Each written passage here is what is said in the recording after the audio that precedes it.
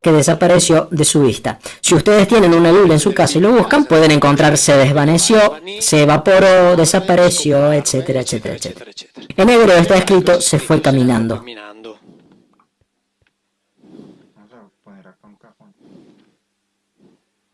¿Por qué? Porque los malaquín bíblicos no son los ángeles espirituales rodeados de luz, son individuos de carne y hueso, así que por lo tanto caminan. Para la teología, como los ángeles tienen que ser entidades espirituales, cuando se van, desaparecen de la vista. Y no, se van caminando. Se acabó. Es muy simple, todo muy coherente. No hay necesidad de inventar nada, es todo coherente.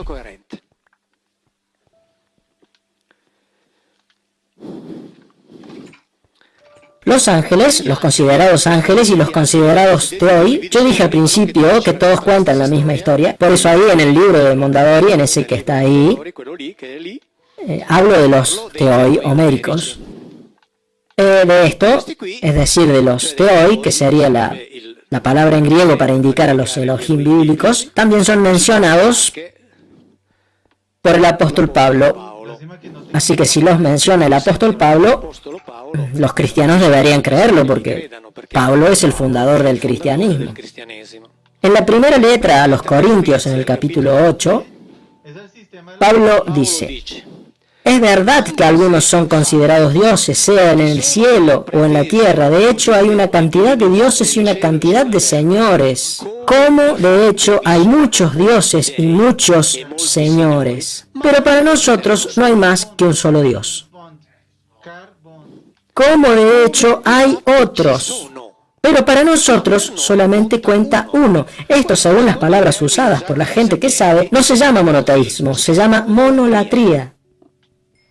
Monolatría quiere decir que saben de la existencia de muchas, llamémoslo así, divinidades, pero eligen una y adoran solamente a esa, punto. Pablo era un monólatra, no un monoteísta. Lo dice acá. Como de hecho hay muchos. Hay muchos. Y si lo dice Pablo, los cristianos deberían creerlo. Necesariamente es el fundador del cristianismo. Y dice otra cosa más Pablo en otra carta, que me acordé ahora. Les dijo, hablando de este tema, es decir, de los considerados ángeles. Qué paginera que no me acuerdo.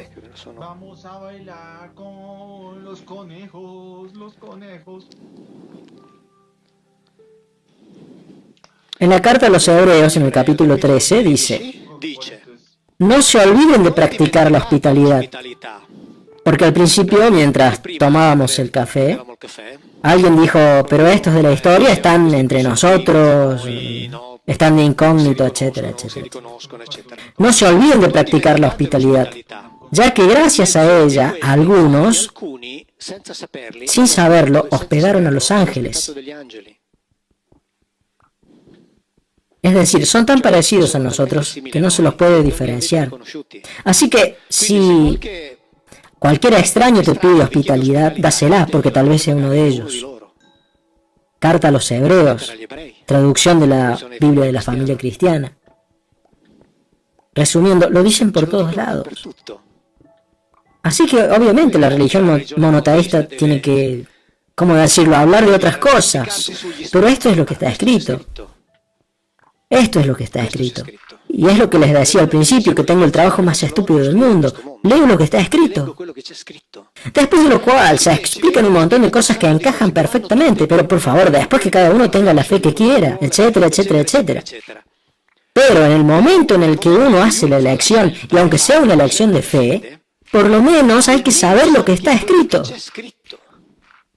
Y está escrito que Pablo dice que los dioses son muchos, que se puede hospedar a los ángeles sin saber que uno está hospedando a los ángeles. Está escrito que omnipotente no significa omnipotente. Está escrito que no se habla de creación, no se habla de pecador. Y eso es lo que está escrito. Y después está lo que se cuenta. Pero cuando escuchemos eso que nos cuentan, si leemos la Biblia, por lo menos vamos a saber qué es lo que está escrito, porque de otra forma vamos a escuchar solamente la explicación. Y así que es por esto que yo digo que es fundamental. Muy a menudo en mi página de Facebook aparece alguien que escribe, encuentro el comentario ahí, no lean los libros de Biblino. Yo en vez de eso digo, lean los libros de los teólogos, léanlos, pero así como también lo tienen que hacer con los míos, léanlos con la Biblia al lado. Hagan lo mismo con los míos, lo mismo. Agarren un libro mío y tengan la Biblia a mano. De la misma manera, ya está. Lo mismo cuando yo cite un versículo, ustedes vayan y buscanlo en la Biblia, pero hagan lo mismo con los libros de los teólogos. Y después de lo cual, elijan ustedes. Pero lo importante es que cuando se lea una explicación, no es casualidad que yo en mis libros ponga el versículo en hebreo con su traducción. Pero después, repito, vayan y verifiquen, no se confíen. Pero háganlo también con los libros de teología, porque de otra manera uno corre el riesgo de leer la explicación sin saber qué es lo que está escrito verdaderamente en el texto sobre la cual esa explicación fue elaborada. Y eso es un gran error. Pero no se aplica solamente a la Biblia, O sea, si yo leo la interpretación de Pinocho, antes que nada tendría que leer Pinocho.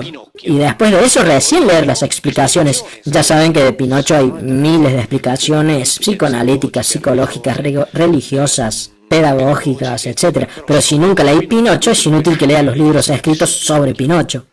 O en todo caso, cuando lea los libros sobre Pinocho, tendré una copia de Pinocho al lado, así cuando citen un pasaje puedo ir y leerlo. Hagamos lo mismo con la Biblia. Porque en la Biblia están escritas estas cosas que estamos viendo ahora. ¿Entienden? De otra forma, repito, vamos a escuchar solamente las explicaciones. Y las explicaciones están muy a menudo, obviamente, pero muy bien construidas. Están a tal punto bien construidas que se escriben muy a menudo como si la Biblia no existiera. Porque lo dije al principio, lean la Biblia y cuando encuentren el pasaje que se ha afirmado y documentado que habla del amor de Dios por la humanidad, atención, no por Israel, sino por la humanidad, por favor, muéstrenmelo. Cuando se hable de la humanidad, es decir, Dios diciendo que ama a toda la humanidad. Si lo encuentran, me lo muestran. Porque yo, la verdad, hasta ahora no lo encontré. ¿El problema cuál es? Uno de los problemas.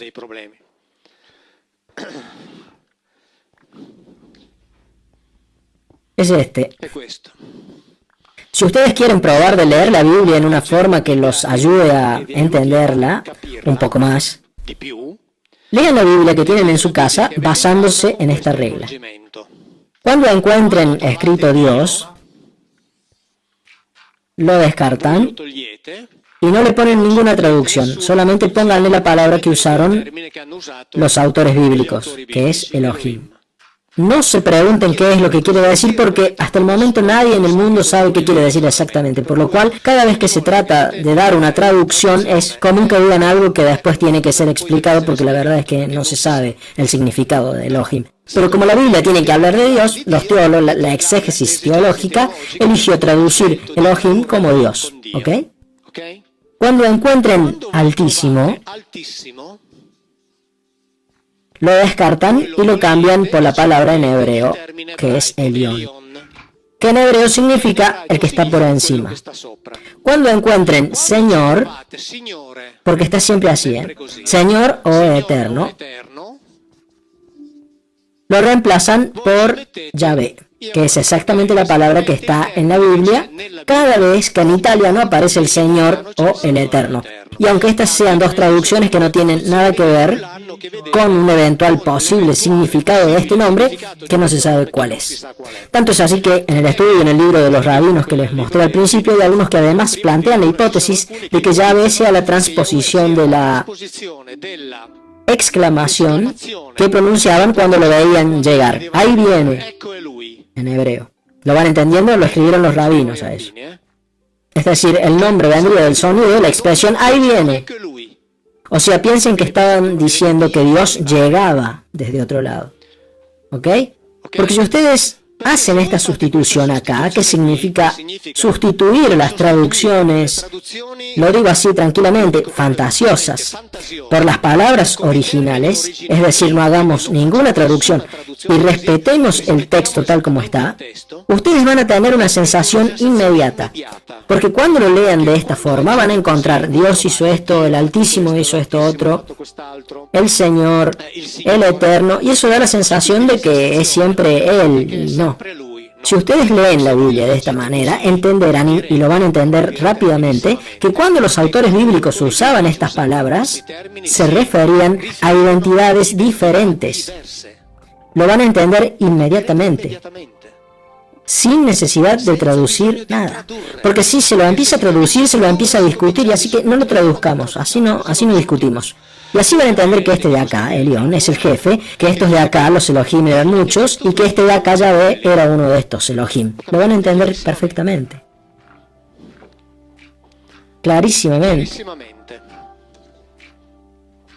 Porque, por ejemplo, si leen Deuteronomio 32:8, cuando el Altísimo, lo cambiamos por Elión, cuando Elión dio a las naciones su herencia, cuando dividía a los hijos del hombre, fijó las fronteras de los pueblos. Pero la parte de Yahvé es su pueblo, Jacob es su herencia. Es decir, cuando Elión dividió a él, Yahvé, le tocó Jacob. ¿Entienden? Versículo 12. Yahvé, él solo lo condujo. No había con él ningún Elohim extranjero. Hagan esta sustitución que les digo y lo van a entender así todo de golpe. Cuando el jefe hace las divisiones, a él, Yahvé, le toca a esa familia y él dice, estos me los guardo para mí, y con él no había ningún Elohim extranjero. Es clarísimo que fue una división de bienes, está clarísimo el jefe, el grupo, uno del grupo, y como la Biblia se ocupa de estos, se dice a quién le correspondía. Mejor dicho, se dice quién le fue asignado a este sujeto Yahvé, y fue Jacob. Y después dice que lo hizo todo él solo. Esta historia de acá, de la división, ya lo contaba incluso Platón, tienen que saberlo en el Tritón y en el Timeo, donde dice incluso que el jefe, o sea, estos se dividieron, se repartieron los pueblos, y Platón dice que en algunos casos, algunos de ellos gobernaban de a dos, por afinidad entre ellos, por cómo decirlo, por objetivos comunes. Así que algunos de ellos gobernaban, como por ejemplo Atenas y Éfeso, los que heredaron esos pueblos, gobernaban juntos, y en la Biblia se dice que en vez de eso, él gobernó a estos de acá solo, sin ayuda de nadie. Es lo mismo, no hay ninguna diferencia. Y está escrito acá, solamente tienen que hacer estas sustituciones. Cuando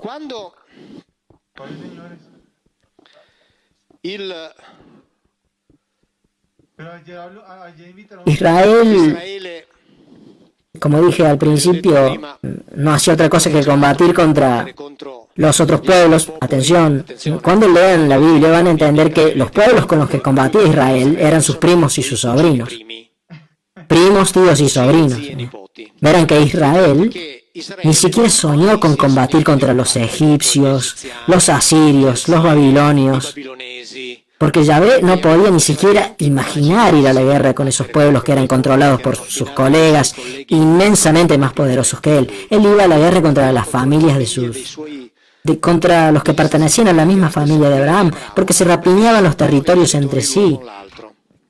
Y en la familia de Abraham, el padre se llamaba Teraj, que tuvo a Abraham, a Nacor y a Harán. Abraham tuvo a Isaac, a Jacob,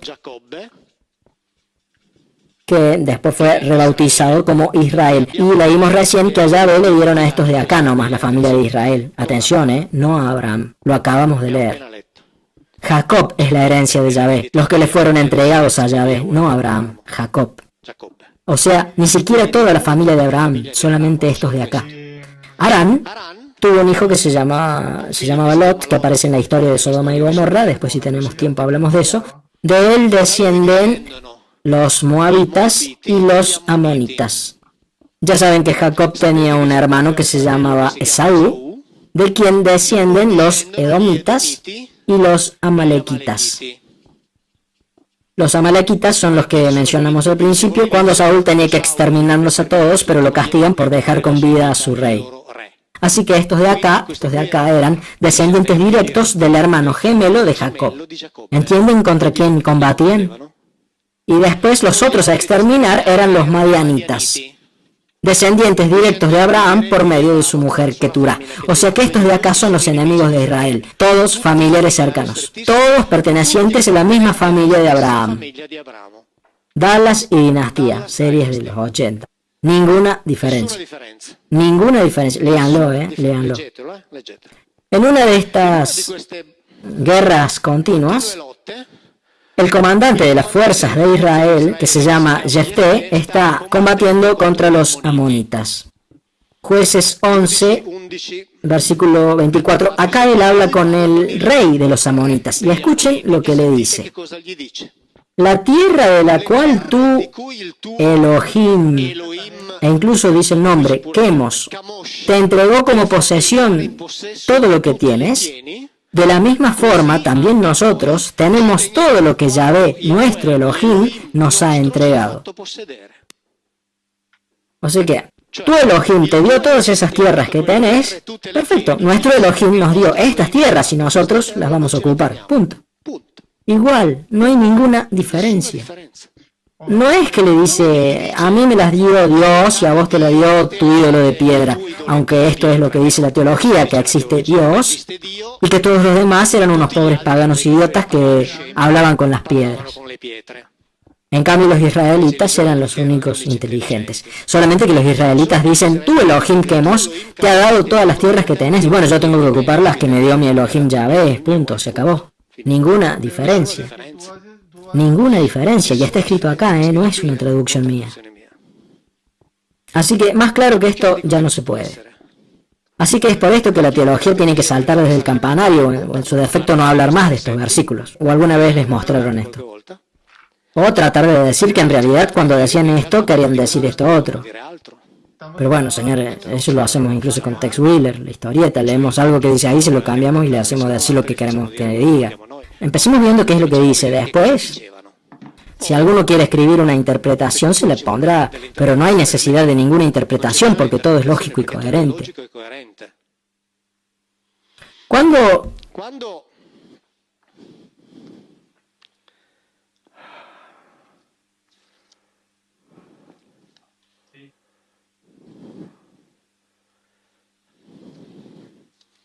este señor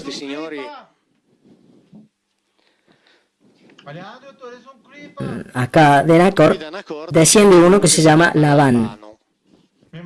Cuando estos señores tenían que tomar esposa, volvían a la familia de origen. ¿Ok? Abraham vuelve a la familia de origen para tomar a su hermanastra Sara por esposa. A Isaac le asignan una mujer de la familia. Y Jacob, cuando debe tomar esposa, vuelve al mismo lugar. Y cuando él va ahí, el patriarca era este de acá, Labán. Y de hecho, Jacob, se casa con las dos hijas de este de acá, de Labán. Jacob va a este lugar, ve a una que estaba linda y Labán le dice, pues si vos te querés llevar a mi hija, primero tenés que trabajar para mí por un tiempo. Entonces Jacob trabaja y después de eso, cuando llega el momento del matrimonio, como era una familia, como una de las hijas estaba linda y la otra estaba fea, la primera noche Labán hace entrar en el lecho de Jacob a la fea. Jacob se da cuenta el otro día y dice, bueno, ahora nada, si querés la otra tenés que seguir trabajando para mí. Ok, él sigue trabajando hasta que en un determinado momento le entrega a las dos.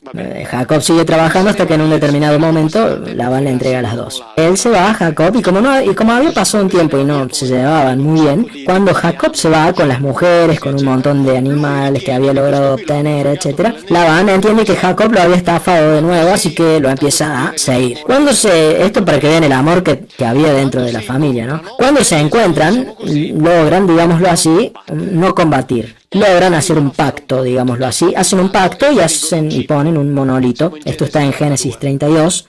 Génesis 31, 51 en realidad. Y Labán le dice a Jacob. Luego añade, mira este montón de piedras y mira la piedra conmemorativa que yo erigí entre tú y yo. Una y otra cosa serán testigos de que ninguno de los dos iremos más allá de este montón de piedras y de esta piedra conmemorativa con malas intenciones. Es decir, juramos que ninguno de los dos va a atravesar estos límites con intenciones hostiles contra el otro. Y escuchen bien esto. Y el Elohim de Abraham y el Elohim de Nacor serán los jueces entre nosotros. Es decir, como garantes de ese juramento, ya que uno pertenecía a esta rama de la familia y el otro a esta otra rama de la familia, digo que el garante por parte de estos es el Elohim de Abraham y el garante de estos es el Elohim de Nacor. Es decir, el Elohim de Abraham y el Elohim de Nacor son ellos dos los garantes de esas fronteras. Ahora bien, ¿cómo se puede siquiera pensar que este de acá juraba en nombre de Dios y este otro ponía como garante de su parte un montón a un ídolo de piedra? Acá después, obviamente, ¿qué hicieron? Lo leo incluso en internet, porque realmente ya me di cuenta de que son capaces de inventarse cualquier cosa. Entonces dicen, estos, la rama de Abraham, eran monoteístas, en cambio estos otros eran monólatras, o que eran enoteístas, porque usan un montón de ¿cómo decirlo?, de definiciones muy complejas para esconder la realidad, que además está muy buena y es muy fascinante. Enoteístas quiere decir que adora a un único Dios sin negar la existencia de otros. En cambio, el monoteísta adora a un único Dios negando todos los demás. Y el monólatra acepta la existencia de todos, pero elige uno. Así que estas son todas las grandes definiciones. Y en este caso, hagamos un razonamiento simple. Si estos de acá, Abraham, hablaban con Dios y estos otros hablaban con las piedras, y que este de acá era hermano de este, ¿tenemos que decir entonces que un gemelo era bruto y el otro era inteligente? Y según ustedes, ¿cuántos minutos le tomaba al hermano inteligente decirle al hermano bruto, discúlpame, ¿no te das cuenta de que estás hablando con una piedra? Ven acá un ratito que te presento a mi Dios. Viendo que a Yahvé lo veían, hablaban con él, le daban de comer, le preparaban estofado. Cuando llegaba cansado le preparaban también las cosas para que pudiera descansar, lavarse los pies, sacarse la tierra. ¿Cuánto le iba a tomar a Abraham decirle al hermano, para venir conmigo que te muestro a mi Dios, que sí existe, porque vos estás hablando con las piedras? ¿Cuánto tiempo le hubiera llevado a hacer eso según ustedes? En lugar de eso, estos dos siguieron durante décadas, según la teología, el hermano inteligente evolucionando hasta llegar al monoteísmo, y el hermano bruto que continuaba hablando con las piedras. Y el juramento decía que este de acá juraba por Dios y que este de acá juraba por un montón de piedras. Pero ¿se puede siquiera pensar en algo como eso? Es algo completamente sin sentido. Eran dos hermanos, no dos pueblos distantes entre sí, dos hermanos. Solamente que mientras que Abraham fue llamado por un Elohim que le dijo, sal de la tierra de tus padres, que vamos a conquistar otros territorios, estos de acá se quedaron en la Mesopotamia. Así que estos de acá servían a los Elohim que gobernaban en la Mesopotamia, y Abraham servía al Elohim que lo había reclutado, punto. Pero todos tenían el mismo poder. Tanto es así que, si tienen ganas de leer el comentario que hizo Rashi de Truac, que es uno de los comentaristas más importantes de la historia, comentarista judío de la Biblia, que vivió alrededor del año 1000, él dice que acá los dos claramente eran bandos que defendían cada uno un lado de la frontera. Tanto es así que poco tiempo después de que se van, a la madrugada del día siguiente, Labán abrazó a sus nietos y a sus hijas y los bendijo y regresó a su casa. Mientras que Jacob prosiguió su camino, de pronto le salieron al paso unos ángeles o malaquín de Dios o Elohim, o sea, los ángeles de los Elohim, es decir, los portadores de órdenes de los Elohim. Jacob, escuchen bien, al verlos exclamó, este es un campamento de los Elohim. Atención, este es el campamento, acá está escrito el campamento de Dios, obviamente, pero yo lo leo haciendo esta sustitución. Entonces, hay un campamento de Dios. ¿Qué quiere decir eso? ¿Que Dios se va de camping? ¿Que sale con una carpa? Pero atención, no termina ahí, ¿eh? Por eso dio a ese lugar el nombre de Mahanaim. Mahanaim indica algo doble, o sea que quiere decir dos campamentos. Así que Jacob en ese lugar vio dos campamentos. y vio dos campamentos y dice, bueno, joder, estos son dos campamentos de los Elohim. Llama a ese lugar los dos campamentos y se va. Yo hice 15 meses de entrenamiento militar en los Alpes con la OTAN y estas cosas. Cuando estábamos de maniobras, estábamos en el campamento, aparecía gente, los malaquín nuestros se les acercaban y les decían que se tomaran el palo. No se puede estar acá. Y esa es exactamente la misma escena que se describe acá. Él llega, se le acercan, le salen al encuentro los malaquín y entonces dices, uy, no, es un campamento de los Elohim y se va. Todo es coherente, no hay necesidad de inventar nada. Y a mí me gustaría encontrarme con un malaquín para preguntarle todas esas cosas. Tanto es así, donde estaba, a ver, este de acá está muy bueno. Ay, mire, hierro otra vez, que bacán. Dentro de un rato trato de responder lo que me preguntó, ¿no? Lo que pasa es que responder eso me demanda ya mucho esfuerzo. Así que había dos campamentos. Después sabemos que Jacob tenía roces con Esaú por el tema de quién era el primogénito. Esta es la historia que conocemos todos, ¿no? Sobre el plato de lentejas, porque eran gemelos. Entonces, como los gemelos nacen, hay que recordar que nacen después de que un Elohim visita a su madre. Nacen juntos, así que pueden negociar la progenitura. Y Yahvé dice siempre, Jacob es mi primogénito. Pero la Biblia dice que Jacob nació en segundo lugar, porque el primero en salir fue Esaú. Pero cualquier ginecólogo les puede explicar que en un embarazo gemelar, el que nace en segundo lugar es el que fue concebido primero. Por eso se ubica en la parte superior del útero y nace en segundo lugar. Así que el verdadero primogénito por orden de concepción es Jacob y no Esaú. Y el que utiliza este discurso de la progenitura de Jacob evidentemente sabía todo esto. Entonces, un Elohim hizo una intervención sobre la madre, concibió gemelos, así que el que nace en segundo lugar es el primogénito, es decir, el que fue fecundado en primer lugar. Y esto es un dato preciso. Así que el que hizo esto lo sabía muy bien.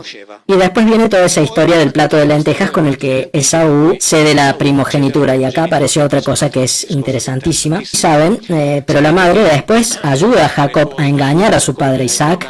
Como Esaú era peludo, entonces cuando le tiene que dar la bendición para la primogenitura, le pone un poncho peludo a Jacob, porque el padre ya estaba viejo y ciego, y lo toca, lo siente peludo y cree que es Esaú. Así que le da la bendición del primogénito.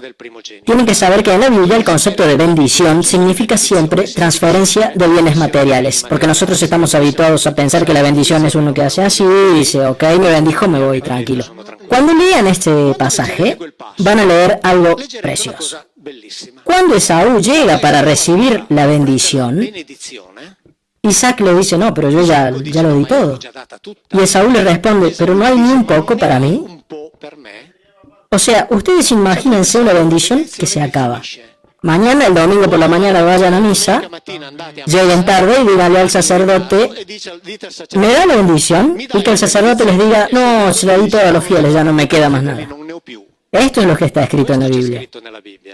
Pero no es una estupidez para hacer reír a la gente, es la verdad, porque dar la bendición, porque como todo se centraba en el primogénito y los otros no contaban para nada, cuando Isaac le dice, yo ya le di todo a Jacob, quiere decir que todos los bienes materiales, terrenos, animales, esclavos, ya le habían sido entregados a Jacob, para vos ya no hay nada, porque de eso se trata la verajá en el mundo judío, es la transmisión de bienes materiales. Y es por eso que Esaú dice, pero no quedó nada para mí. Y el padre le dice, no, ya la entregué toda. No quedó nada. Es claro, es decir, no es que hablaban así porque fueran idiotas.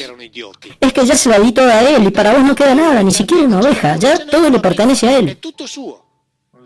Esto es lo que cuenta la Biblia, ¿entienden? Ahora bien, el contraste entre ellos dos obviamente es un contraste continuo.